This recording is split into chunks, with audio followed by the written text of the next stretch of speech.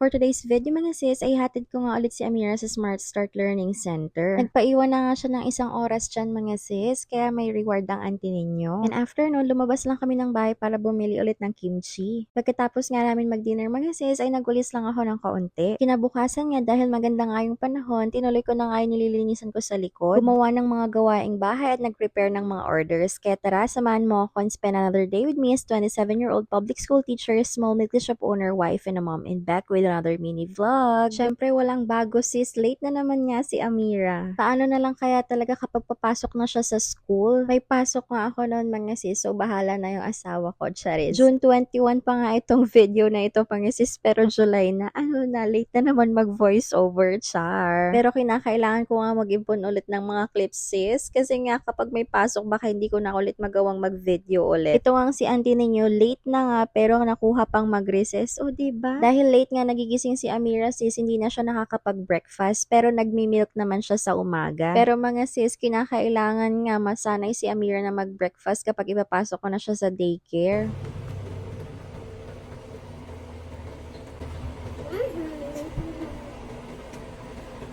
For the happy na naman nga si auntie ninyo kasi nag-request nga siya ng milk tea. Ang favorite niya nga pala ay Hershey's chocolate. Dahil wala naman nga kayong maisip ng asawa ko na iluto for dinner mga sis, ay sinabi ko sa kanya kimchi na lang kasi nga may pork chop kami. Dito pala kami bumili sa may Korean store sa may tabi ng McDo sa Malasiki. Sabi ko nga dyan sa asawa ko sis ay cut na yung video kasi nagpaalam nga naman daw siya dun sa staff na magbe-video siya pang vlog. O diba nakakahiya? At ito pala yung mga products na po pwede nyong bilihin sa store nila mga sis. Marami kayong pagpipilian dyan ng mga Korean products. Nagtingin-tingin lang talaga kami dyan mga sis, pero kimchi lang ang bibilihin namin, charis. After dinner nga mga sis ay nagwalis-walis nga lang ako dyan. Kasi nung time na to mga sis, sila Mami, Ara, and Amiel ay wala sa bahay. Nasa Nueva Ecija sila. Pang 4th day nga nila sa Nueva Ecija niyan sis, pumasyal sila kay tatay. Pauwi na nga sila kinabukasan yan mga sis, kaya kailangan malinis ang bahay, charis. Kinabukasan nga mga sis, ay tinuloy ko na nga maglinis sa may likuran kasi nga hindi na umuulan. As usual, marami na naman ngang bird seeds dito mga sis. Hindi na nga naaasikaso ng kapatid ko yung mga ibon niya sis, kaya for sale na lahat yan, charis. Nung mga oras na yan pala mga sis, kung hindi nyo nakikita si Amira, nandyan siya sa may pool. Ay opo, para dual purpose habang nagbabantay tayo mga sis ay naglilinis na rin nga. Kasi kahit mababaw nga yung pool ni Amira mga sis, kinakailangan ay bantayan pa rin si auntie ninyo. Nagtataka nga ako sis kung bakit ito lang ang video ni Amira nung mga oras na yan. So habang naglilinis nga ako dyan mga sis ay nagluluto na rin yung asawa ko. And after nga namin mag-lunch mga sis, syempre kinakailangan maghugasan tayo ng pinggan kasi pauwi na yung mga boss natin, char. Ay wait mga sis, sa pagkakaalala ko, ako pala nagluto dyan, adobo pala yung niluto ko, chicken adobo, o diba? Naalala ko pa kasi late voice over na tayo. So ayan, nagugas nga lang ako ng pinggan dyan sis, and after nyan papatulugin ko na rin si Amira. Pero nang patutulugin ko na nga si Amira sis ay may orders. Kinakailangan ko ang tulungan yung asawa ko sis kasi kinulang nga kami sa Pearls at Tea. Ini-start ko na i-prepare mga sis kasi nga medyo marami tong orders nila. Pero nakuha ko pa nga mag-video dyan sis, charis. Hindi ko na nga na-video ang buong process mga sis kasi nga medyo marami talaga yan. So that ends our vlog. See you again next time. Don't forget to like, follow, share, comment, and subscribe na kayo ganun din sa aming YouTube channel. Thank you guys for watching. Bye!